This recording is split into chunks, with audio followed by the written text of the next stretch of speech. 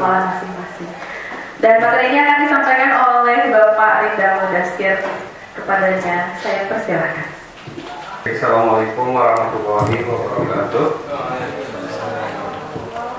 Bapak Ibu, mohon izin untuk menyampaikan materi tentang telaah pembelajaran kurikulum, dan di sini saya tidak akan terlalu banyak membahas karena di sini kita akan lebih ke praktek ya Bapak Ibu.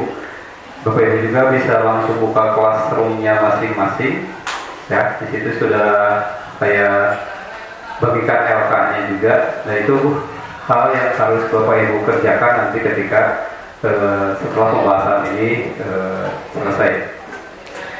Baik Bapak Ibu, yang pertama ini adalah bahan telaah dasar hukum bagaimana kita melaksanakan atau membuat modul ajar. Salah satunya di sini ada beberapa bahan telaah yang Bapak Ibu bisa buka sebagai landasan bagaimana ketika Bapak Ibu membuat modul ajar, kemudian menyusun ATP, dan kemudian hal-hal lain termasuk proyek juga.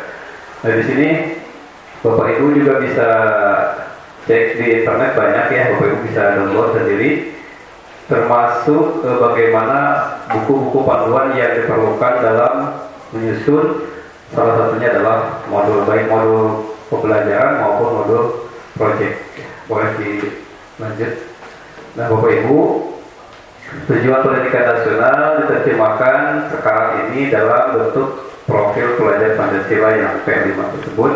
Bagaimana diharapkan peserta didik itu bisa memiliki nilai-nilai profil pelajar Pancasila yang beriman, bertakwa kepada Tuhan Maha Esa, berkebinekaan global, bergotong royong, kreatif, benar, kritis, dan mandiri. Nah, itu adalah poin-poin penting yang harus ada, baik dalam salah satunya ya Bapak Ibu, dalam modul project, kemudian dalam modul ajar. Nah, itu juga harus memuat nilai-nilai profil pelajar Pancasila yang diharapkan oleh pemerintah itu peserta didik itu outputnya nanti memiliki nilai-nilai profil pelajar Pancasila.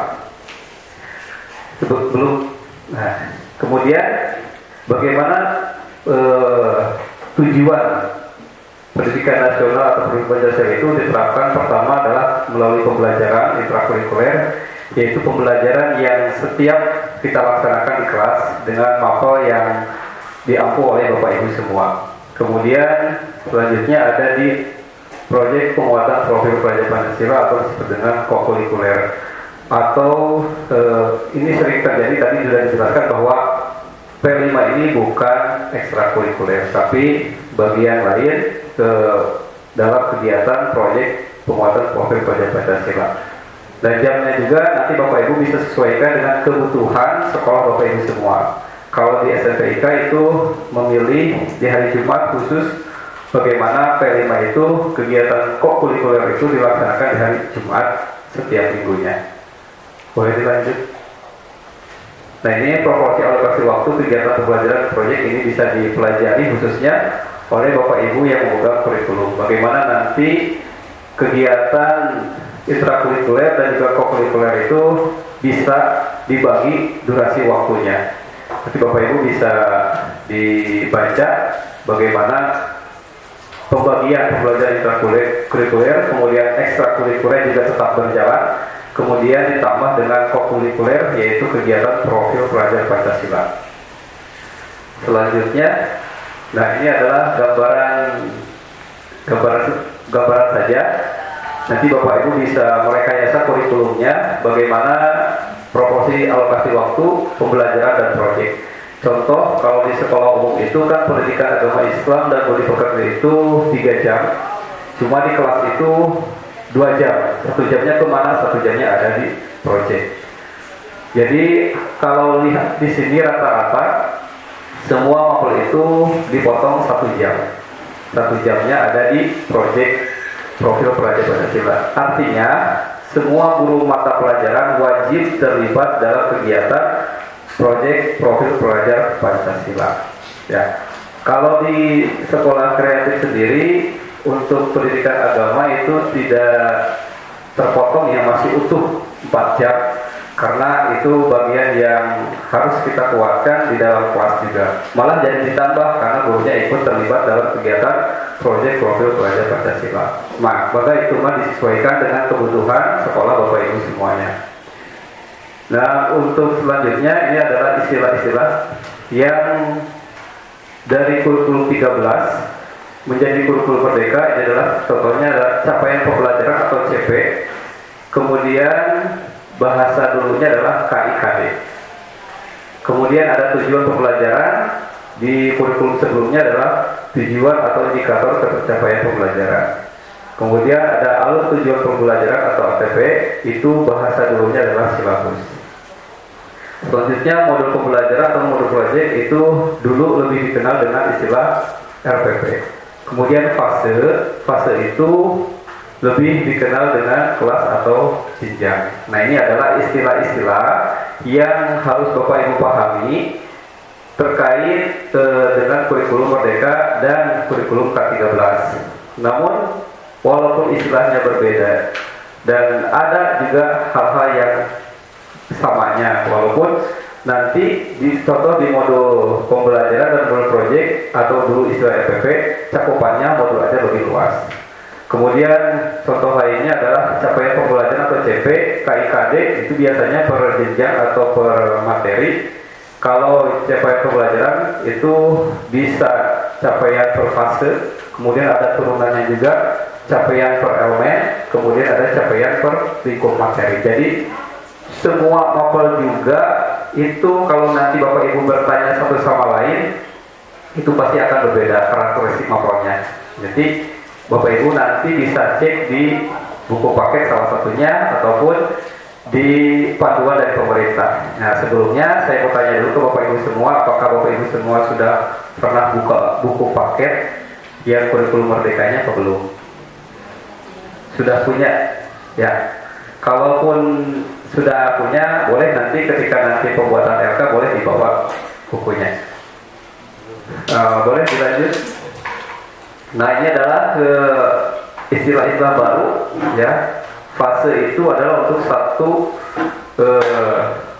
satu jenjang ya. Misalkan karena SD itu rentannya panjang, maka dibagi menjadi 3 fase, yaitu fase A, fase B, fase C, dan fase A, fase B, fase C. Kalau SMP itu hanya satu fase saja, yaitu fase D.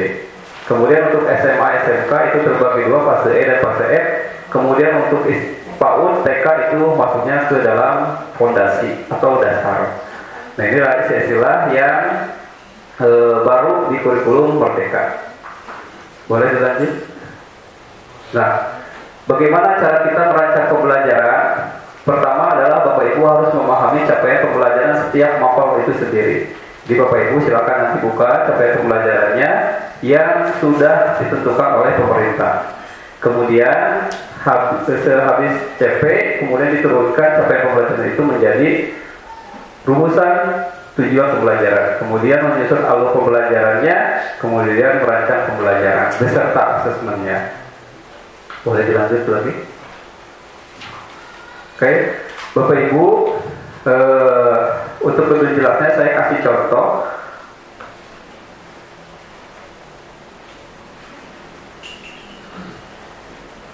Di Word yang sudah dibuka. Nah, di sini ada contoh mapel. Di sini mapel pendidikan agama Islam dan budi pekerti. Nah, Bapak Ibu nanti silahkan membuat alur tujuan pembelajaran atau istilah sekarang disebut istilah dulu itu disebut dengan silabus. Di sini ada capaian akhir fase. Karena ini adalah SMP, maka yang dimuatnya adalah fase D ya. Maka di akhir fase D peserta didik dijelaskan di template dari pemerintah yang sudah dibuat. Kemudian dari fase ini diturunkan ke bawah karena yang akan dicantumkannya, saya ambil contoh satu gitu ya, boleh ke atas dulu. Ini tentang materi elemennya tentang Al-Quran dan Hadis, maka CP-nya adalah berkaitan dengan CP Al-Quran dan Hadis. Kemudian tiap mapel itu pasti beda-beda ya Bapak Ibu. Ada yang CP per fase pasti semua ada. Yang beda itu ada di CP elemen dan CP lingkup materi. Jadi ada yang ada CP elemennya, ada yang CP lingkup materinya. Kalau di pendidikan agama Islam itu lingkup CP-nya ada 3, CP fase, CP elemen, dan CP lingkup materi. Baik, saya turunkan di sini elemennya adalah elemen Al-Quran dan Hadis. Jadi Bapak Ibu sesuaikan dengan mapelnya masing-masing. Kemudian capaian pembelajarannya adalah menjelaskan kandungan surat Al-Mujadilah ayat 11, kemudian Ar-Rahman ayat 33, kemudian ke bawahnya terus ya. Nah, dari CP ini kemudian lingkup materinya tentang apa? Lingkup materinya adalah tentang Quran surat Al-Mujadilah ayat 11 dan Quran surat Ar-Rahman ayat 55 serta hadis terkait tentang menuntut ilmu. Nah, kompetensi ini diambil dari capaian pembelajaran. Ya, kata kuncinya ada di yang dihitamkan ini.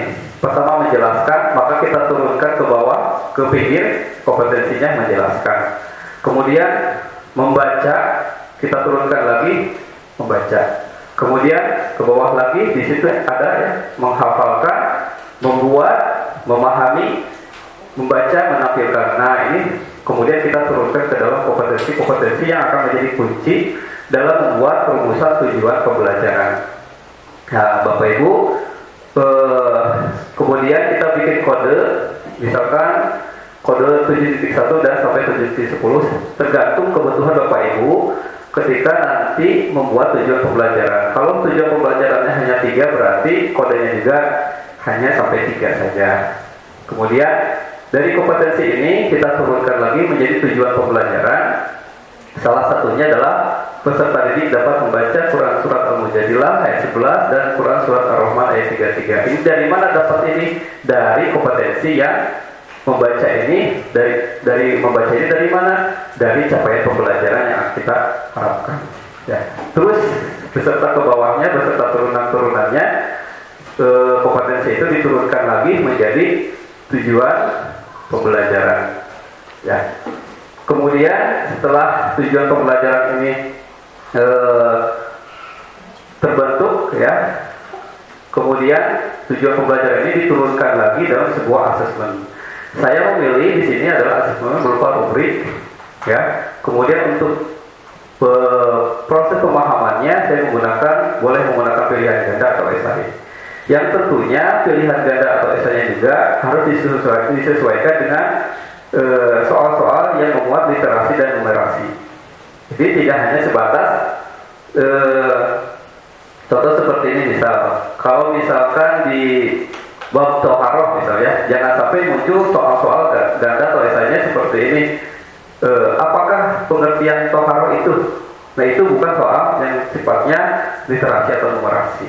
Kalau literasi numerasi itu misalkan berikut adalah urutan, perhatikan kegiatan-kegiatan di bawah ini. 1, misalkan berkumur, membasuh wajah, kemudian mengusap kepala, kemudian membasuh kaki, kemudian berdoa, dan seterusnya. Nah, dari situ kita turunkan lagi soalnya dari keterangan-keterangan di atas, manakah di bawah ini yang termasuk urutan-urutan rukun wudhu. Nah, itu termasuk soal-soal numerasi. Nah, jadi jangan ngasih soal-soal yang sifatnya kalau istilah taksonomi belum dulu itu adalah C1 ya. Sekarang juga harus muat soal-soal yang sifatnya literasi atau numerasi. Kemudian rubrik. Nah, rubrik ini kan tidak dibutuhkan untuk apa? Untuk mengecek misalkan cara membacanya. Cara membacanya kan kita tidak bisa ngasih soal pilihan ganda. Berarti kita harus bikin rubrik. Misalkan dengan rubriknya adalah tes lisan dengan mengecek para siswa membaca Quran surat Al-Mujadilah 11 dan juga Ar-Rahman ayat 33. Di aspek yang dinilainya apa? Misalkan 1, kelancarannya, tajwidnya, kemudian makhrajul hurufnya. Karena di sini memuat tentang alif lam samsiah dan qamariyah, kemudian dicantumkan juga apakah anak tersebut bisa membaca alif lam qamariyah samsiah dan juga membedakan alif lam qamariyah dan samsiahnya. Nah, ini adalah kalau bagusnya setiap TP itu memiliki satu asesmen bagusnya. Tapi kalau Bapak Ibu kerepotan, boleh misalkan disesuaikan apakah bisa nggak dari beberapa TP itu asesmennya digabung. Itu tergantung kebutuhan dari mapel Bapak Ibu sendiri. Nah itu. Kemudian dari sini setelah ATP ini terbentuk, maka dibuatlah yang namanya modul ajar. Ya Bapak Ibu. Modul ajar sendiri poin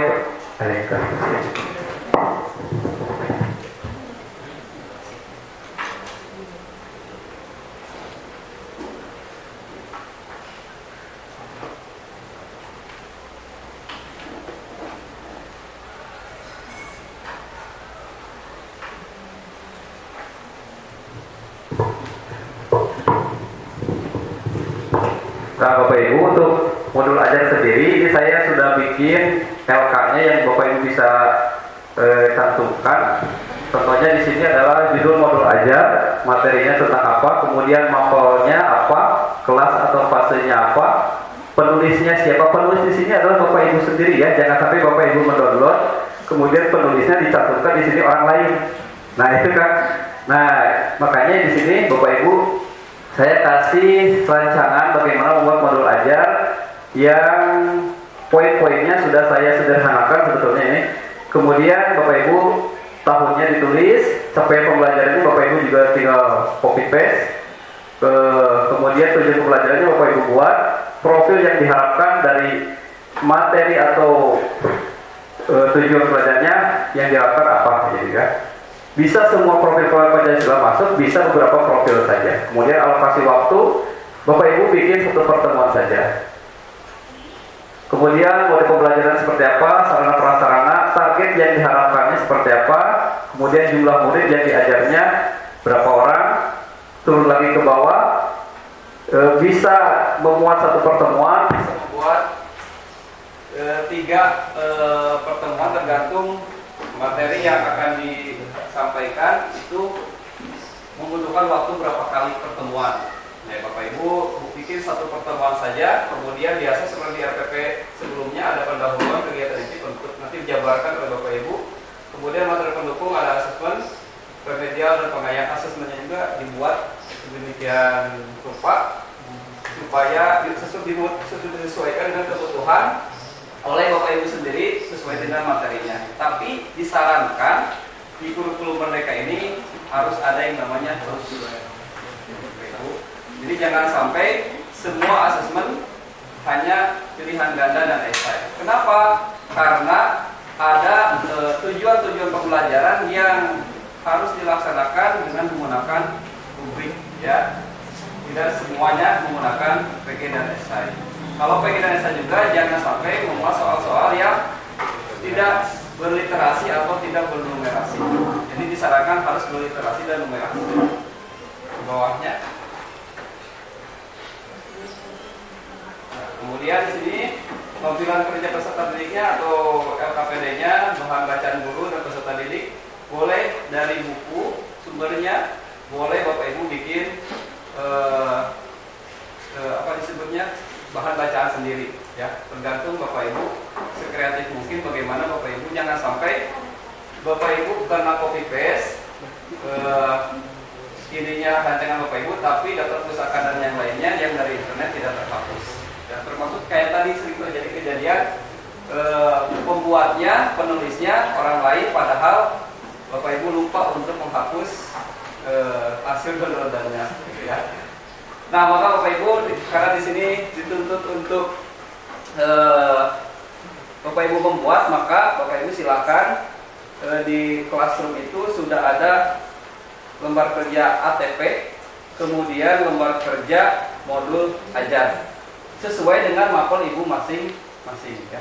Maka tidak bisa berdiskusi karena pasti mapelnya beda-beda. Takutnya nanti salah ngisi. Kalau berdiskusi hanya sekitar bertanya-tanya boleh. Karena di sini tugasnya individu. Beda dengan yang kemarin yaitu yang tadi kelompok.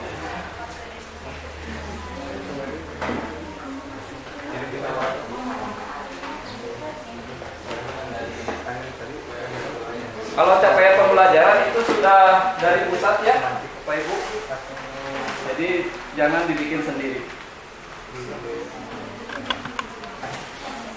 Nah, Bapak Ibu, format yang saya buat seperti ini bukan format baku ya, karena ini kurikulum merdeka. Bapak Ibu, silahkan bikin format kedepannya ya. Menurut Bapak Ibu pahami saja.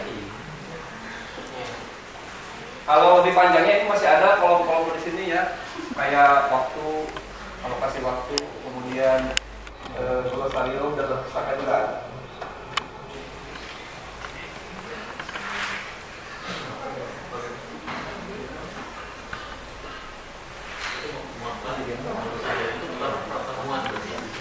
Untuk modul ajar boleh pertemuan, boleh misalkan untuk 3 kali pertemuan. Asalkan kita mencantumkan ya untuk satu tema boleh, untuk satu kalau dulu itu bab ya, satu bab juga boleh. Jadi memang bisa berlomba-lomba.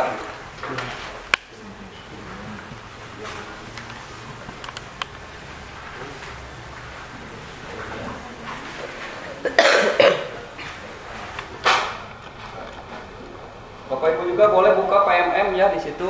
Bapak Ibu bisa contoh, ada contoh. Tapi tidak semua mapel ada, karena masih dalam tahap penyempurnaan aplikasi.